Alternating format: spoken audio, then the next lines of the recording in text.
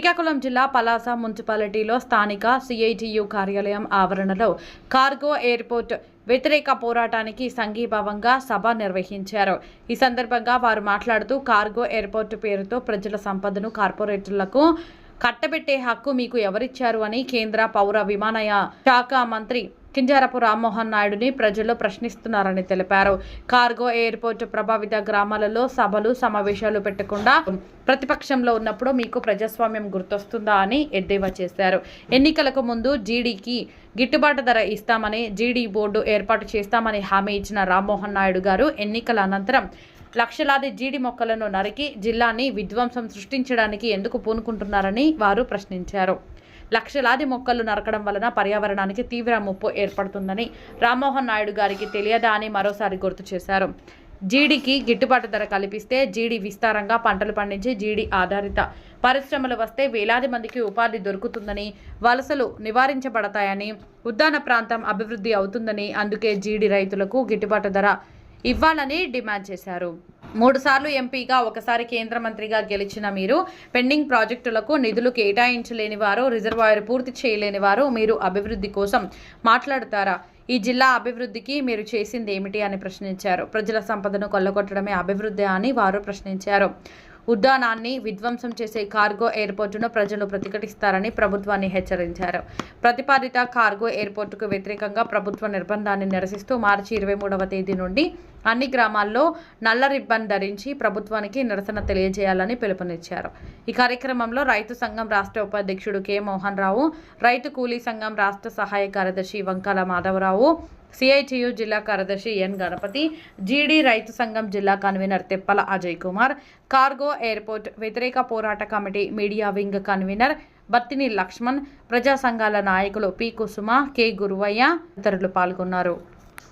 గౌరవ పాత్రికేయులకు నమస్కారం. Cargo airport ప్రతిపాదన రద్దు చేయాలని, బలవంతపు భూసేకరణ ఆపాలని, అదేవిధంగా రాష్ట్ర ప్రభుత్వ నిర్బంధకాండని నిరసిస్తూ 23వ తేదీ నుండి 31వ తేదీ వరకు నల్ల రెబ్బను వారోత్సవాలు జయప్రదం చేయాలని చెప్పి ఈరోజు కమిటీ తరఫున పిలుపునిస్తున్నాం. ప్రతి గ్రామంలో కూడా నల్ల బ్యాడ్జీలు ధరించి ఈ ప్రభుత్వానికి వ్యతిరేకంగా, కార్గో ఎయిర్పోర్ట్కి వ్యతిరేకంగా, బలవంత భూసేకరణ వ్యతిరేకంగా పెద్ద ఎత్తున ఎక్కడికక్కడ నిరసనలు చేయాలని చెప్పి పిలుపునిస్తున్నాం. ఈరోజు కేంద్ర పౌర విమానయాన శాఖ మంత్రి రామ్మోహన్ నాయుడు గారిని ఒక ప్రశ్న అడుగుతున్నాం. ఇది ప్రజలు అడుగుతున్న ప్రశ్న.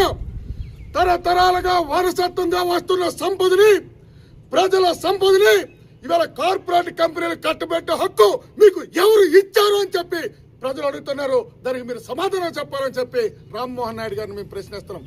అంతేకాదు, ఆ గ్రామాల్లో మాకు కార్గో ఎయిర్పోర్ట్ వద్దని నిరసన ప్రదర్శనలు చేస్తామంటే ఆ గ్రామాల్లో పెద్ద ఎత్తున నిర్బంధాలు ప్రయోగించి పోలీసు పర్మిషన్ లేకుండా ఎవరైనా ఏదైనా చేస్తే బెదిరింపులు చేయించి ఇదేనా నువ్వు చెప్తున్న ప్రజాస్వామ్యం అని చెప్పి రామ్మోహన్ నాయుడు గారిని అడుగుతున్నాం.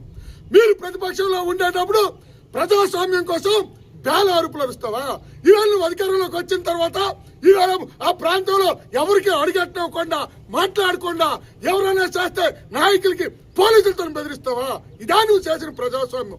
ఇదా నువ్వు ప్రజల మనిషి అని ఈ సందర్భంగా ప్రజల తరపున మేము ప్రశ్నిస్తున్నాం. అంతేకాదు, ఈరోజు ఎన్నికలకు ముందు ఎన్నికల్లోనూ ఈ పలాస గడ్డ మీదకి వచ్చి మేము జీడి రైతులకి గిట్టుబాటు ధర ఇస్తాం, మేము జీడి పోర్ట్ని ఏర్పాటు చేస్తాం, మీకోసమే మేము ఉన్నామని చెప్పినాం. ఈ రోజు అధికారంలోకి వచ్చిన తర్వాత ఏం చేస్తాం? జీడి మొక్కలు గిట్టుబాటు ధర లేదు. లక్షలాది జీడి మొక్కల్ని ఇవాళ నరికడానికి ప్రయత్నం చేస్తున్నాం. ఇవాళ లక్షలాది జీడి మొక్కల్ని ఇవాళ మొక్కలు నరికేస్తే పర్యావరణకి ముప్పని మీకు తెలియదా అని మేము ప్రశ్న అడుగుతున్నాం. లక్షలాది మొక్కలు నడితే ఇవాళ శ్రీకాకుళం జిల్లాకి రక్షణ ఉంటుందా అని మేము అడుగుతున్నాం. ఇది మీకు తెలీదా?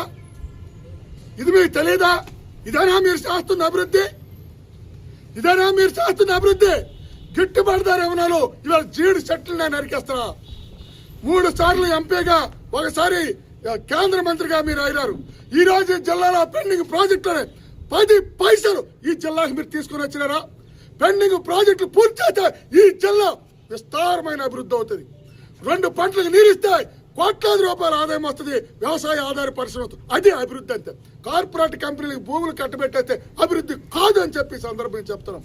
ఈ ఉద్దానం అభివృద్ధి చెందాలంటే జీడికి గిట్టుబాటు ధర, జీడికి గిట్టుబాటు ధర ఇస్తే విస్తారంగా జీడి పంటలు పండుతాయి. జీడి పంటలు పండితే జీడి ఆధార పరిశ్రమలు వస్తాయి. దీని మీద ఇప్పటికే 50,000 మంది పరిశ్రమ కార్మికులు, ఇంకొక 50,000-60,000 మందికి ఉపాధి దొరుకుతుంది. నువ్వు ఎందుకు అట్లాంటి పంచాయి అని చెప్పి మేము అడుగుతున్నాం. ఈరోజు ఈ విధానాలకు వ్యతిరేకంగా పెద్ద ఎత్తున ఉద్యమాలు చేపడతాం. ఆ ప్రజలు చేస్తున్న పోరాటానికి ప్రజలంతా సంఘీభావంగా ఉన్నారు, ప్రజలంతా అండదండలతో ఉన్నారు. ఈ పోరాటాన్ని ఎన్ని నిర్బంధాలు ప్రయోగించినా సరే పోరాటాన్ని ముందుకు తీసుకెళ్తామని చెప్పి హెచ్చరిక జారీ చేస్తాం. రాష్ట్ర ప్రభుత్వ దమనకాండ ఆపాలి, నిర్బంధం వెంటనే ఆపాలి, చేయండి. నల్ల రిబ్బన్లతో రాష్ట్ర ప్రభుత్వానికి నిరసన వ్యక్తం చేయండి. భగత్ సింగ్ స్ఫూర్తితో కార్గోకు వ్యతిరేకంగా పోరాడదాం. భగత్ సింగ్ స్ఫూర్తితో కార్గోకు వ్యతిరేకంగా పోరాడదాం.